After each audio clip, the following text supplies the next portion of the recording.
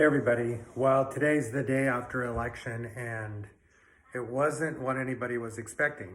But the good news is we all still have our lives, our health, and we're feeling good about the day. So, a couple of things I want to talk about. First is believing the news media. So the news media does polls and apparently they call landlines. I don't know anybody that has a landline anymore. We all have cell phones. So how could that be an accurate poll? The second thing is everything is so tribal nowadays. Everybody has their tribe that they'll vote for. I don't think any one thing could sway me to vote for the other side or anybody from the other side voting for what I believe. So I think the country is divided 40% left and 40% right, and there's 20% in the middle. I would say out of that 20% in the middle, they vote for whoever's name they know. It's called name recognition, and the other ones are like uninformed voters that just heard something negative about one candidate or another, and they vote that way. So it's kind of hard to say how these independent voters vote. I'm not registered independent. I'm a registered Republican, and that's because I believe in traditional values. I'm a veteran. I love the country. I consider myself a patriot. I do like Donald Trump, but I do like Ron DeSantis too. And I also like, some other candidates that have run for office. I wasn't a big John McCain fan, although I did respect his military service a great deal. John McCain did choose to stay in Hanoi prison when he could have left because of his status as an admiral's son. But he stayed there to be with his fellow prisoners and to suffer along with them, which is pretty laudable. Don't normally believe in sacrifice, and I'm a big fan of Ayn Rand, but John McCain, he did the right thing, I think, for the time.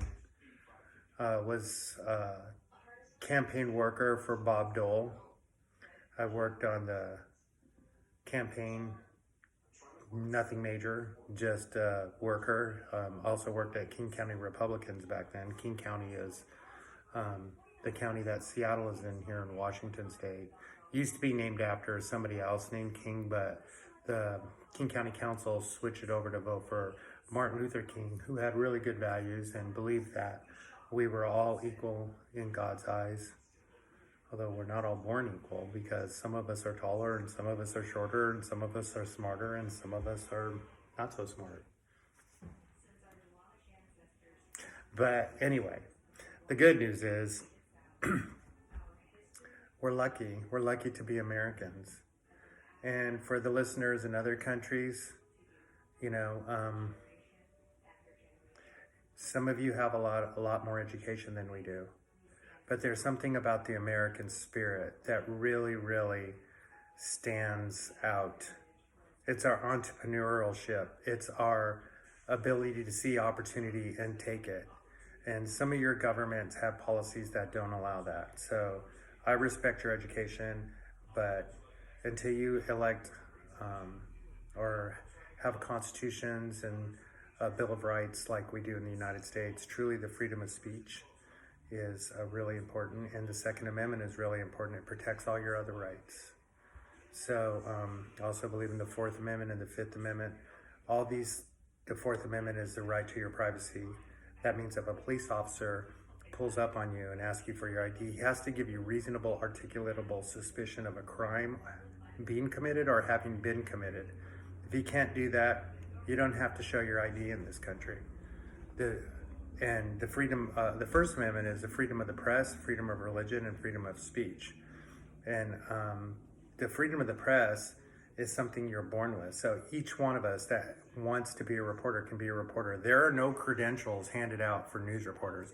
If you want credentials, you have to go to a country like North Korea where the government issues credentials. There's no government credential office in the United States. All you have to do to be a journalist, decide today, I want to be a journalist. So that's pretty cool, and that right is protected under the Constitution. Oftentimes the police try to violate your rights. I'm not a big fan of the police. I think the police have a lot of attitude, and they have really huge egos. And if you try to school them on what they think the law is, they get really, really, really, really aggressive. Anyway, all you have to do is watch a First Amendment audit on YouTube and you'll see. Anyway, I think that's about enough for today. But hang in there. Write comments if you want to, and hope to see you soon. Bye.